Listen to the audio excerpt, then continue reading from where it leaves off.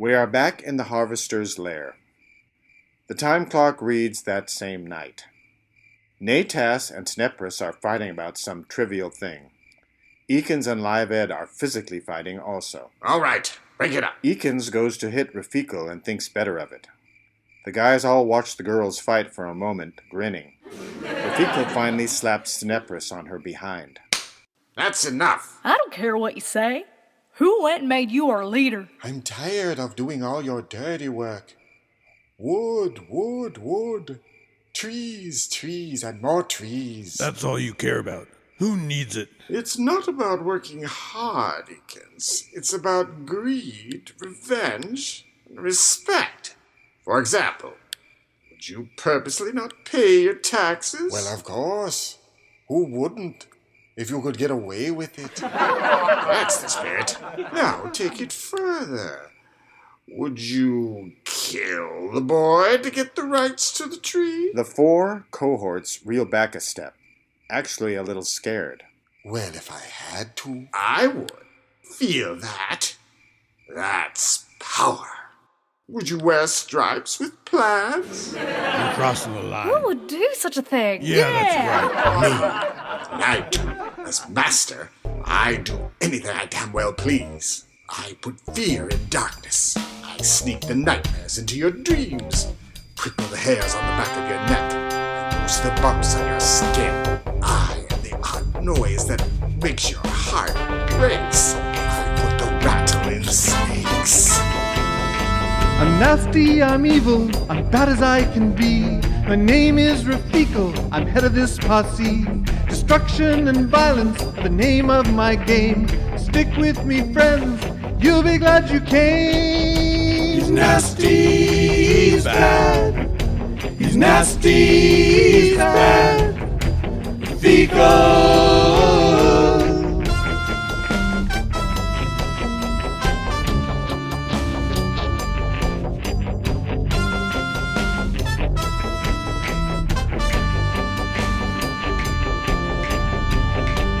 Motto is it's not as good to give as to receive, but I'll give you what I got if you just get down on your knees. Love me more than anything, that's the way to get around. There just might be some kittens that'll even let you drown. He's nasty, he's bad. He's nasty, he's bad. Rafiko.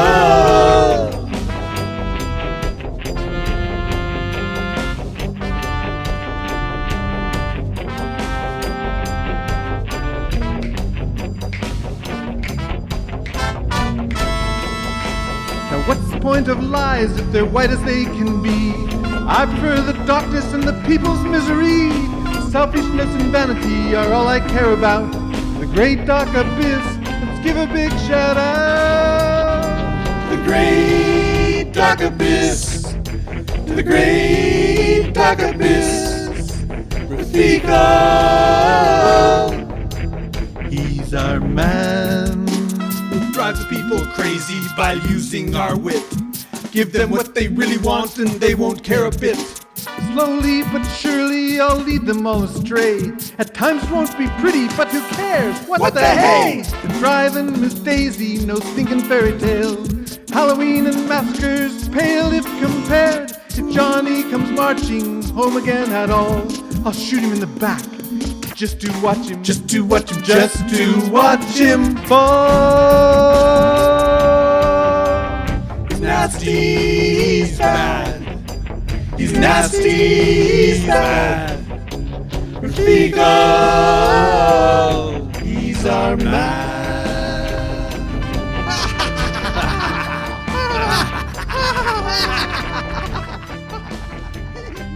All dance out of the room, exiting stage. Lights go to black.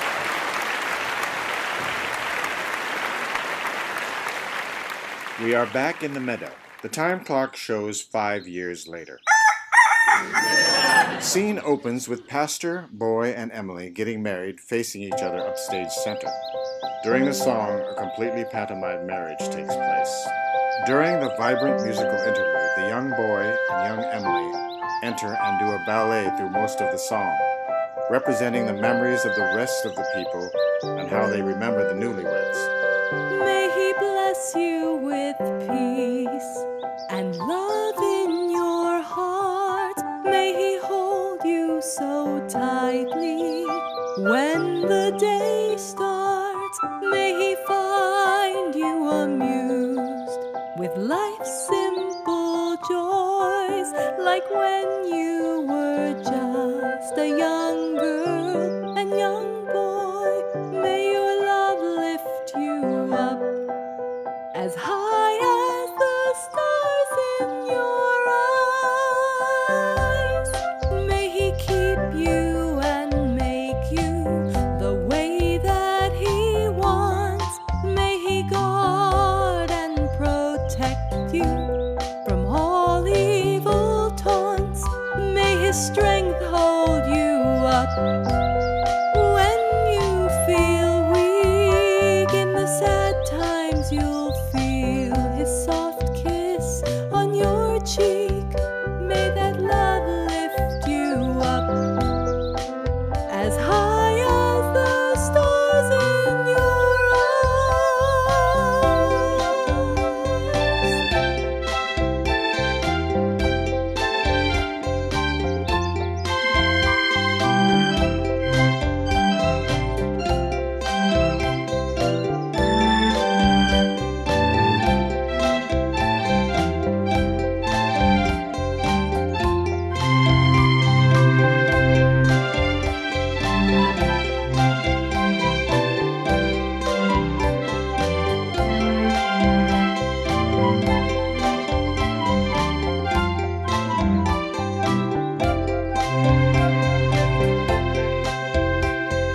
May you feel sweet assurance when you're alone.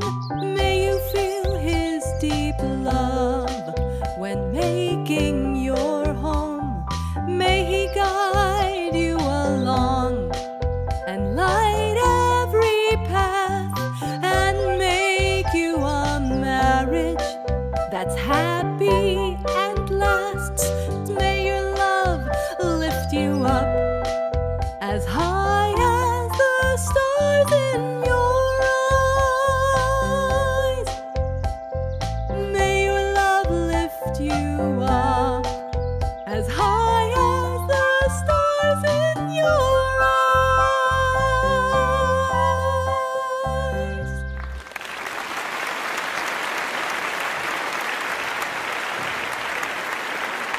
As song ends, the crowd throws mock rice or confetti and cheers happy accolades at the new young couple. Boy and Emily are left alone, gazing into each other's eyes romantically.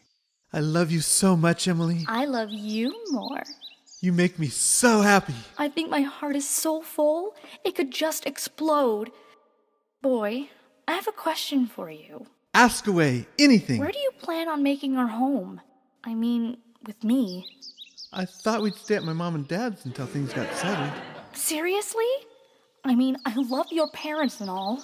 What is it, Em? It's just, we need a place of our own, especially if we want to start a family. Oh, just think of it. Little boy Junior, running around and eating apples, talking with your tree. You teaching him all about her. Well, of course, but that's a few years away. I can't even imagine moving out of my parents' house right now. But at some point you will, right? I mean, it's all part of growing up and becoming a man in your own right. Sure, I guess. But that's the future. It's just not possible right now. You love me, right? Oh, I do. Then promise me you'll think about this. Of course. I promise. Can't you just go and ask that old tree of yours for a house? I'm sure she would help out. For you, I'll try anything. They go to the tree. Hi, boy. Hi, tree. Come here and sit in my shade. Gives Tree a big hug. Tell me, how are things going? I can't right now, Tree. Do you want to reminisce about when you would climb up my trunk and swing? No, that's not what I need right now. Oh? I sort of have something to tell you. What is it, boy? Emily and I got married. I know that, and I wish you both the greatest happiness. Really? I kind of thought you'd be mad. Well, boy, you know I love you, and nothing you ever say or do will change that. Marriage takes a lot of time, though. And I'll miss seeing you. I know. I'll miss our time together too. But we want to start a family. What I need is a place to call home. So I guess what I'm asking is there any way you can get me a house? I have no house, boy. This meadow is my home. But you could cut off my branches and use the lumber to build a house. Do you think that would make you happy? I don't know. Looks back at Emily. Tell her yes. If it was just me, I wouldn't ask it. But it will make her so happy. So I guess it's okay. Thank you, Tree. The 5 harvesters bring on saws and axes, singing and dancing and taking all the branches. We are the workers. We do what we must.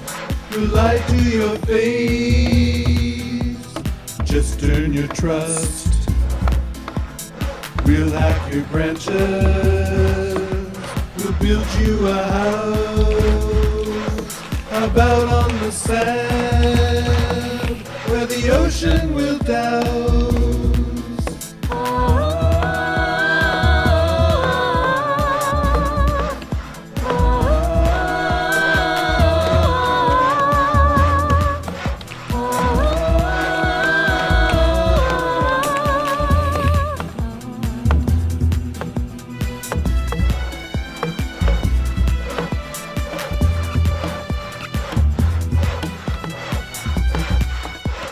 Dance break.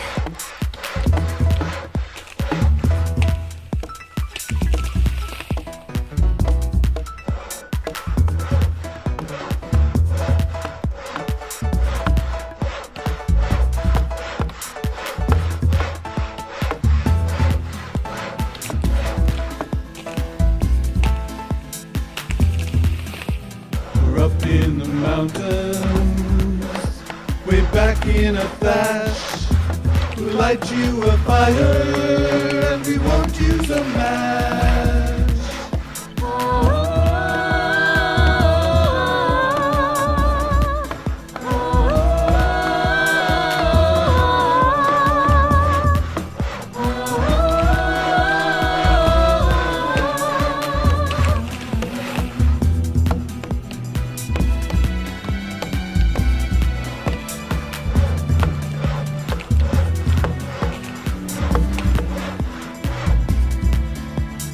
They all dance away.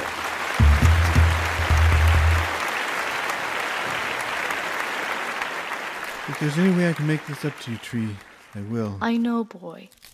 It's okay. Do I still look alright? Yes, I still see you as that big shady tree. Nothing will ever change that. And I do so love you, Tree. Boy hugs Tree deeply, sincerely. And I love you. Now you better get going. You have a lot of work to do. Thank you. I'll be back as soon as I can to talk. Tree is very happy to hear that, and glad to have helped out the boy.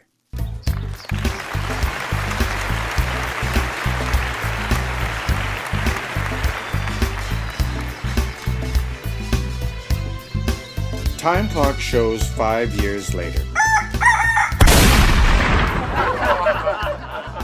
Entering stage left are Dad, Rafiqul, Lived, Tenebris. Yes, sirree, you've got some fine-looking trees on this lot. I'm sure we can come up with a fair price. So, tell me, Mr. Rafiqul, what do you intend to do with all this acreage? Well, we'd really like to turn it into usable lumber. There's an orphanage in a neighboring town, and we're prepared to donate a large portion of it to build more rooms. Well, that does sound like a worthy project. You do realize I couldn't sell for 25 years. I'm planning on retiring then. Then this could be all yours.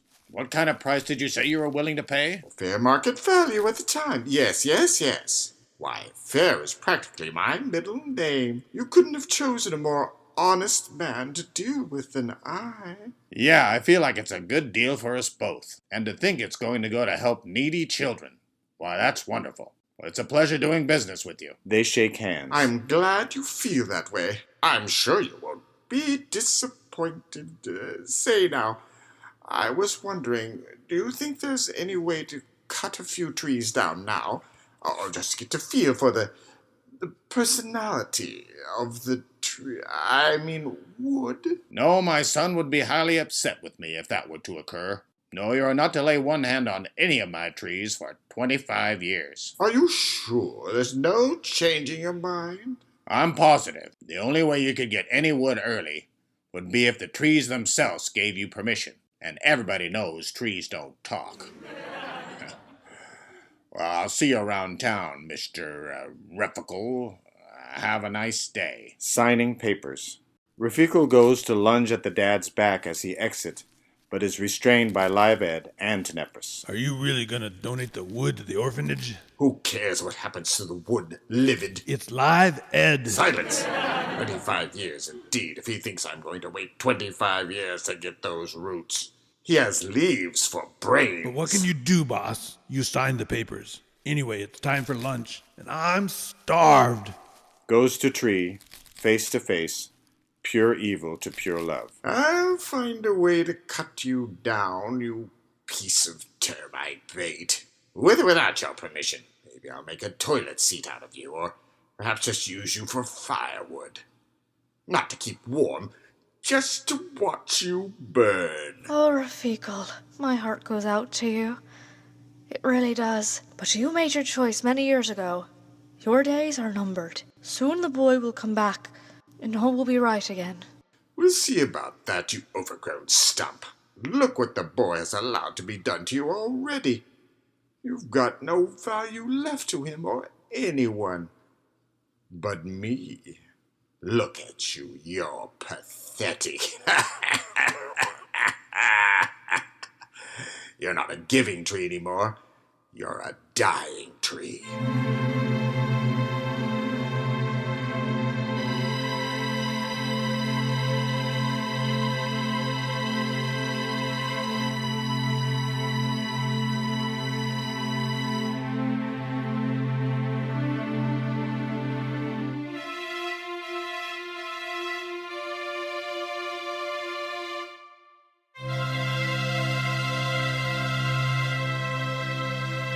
Blackout.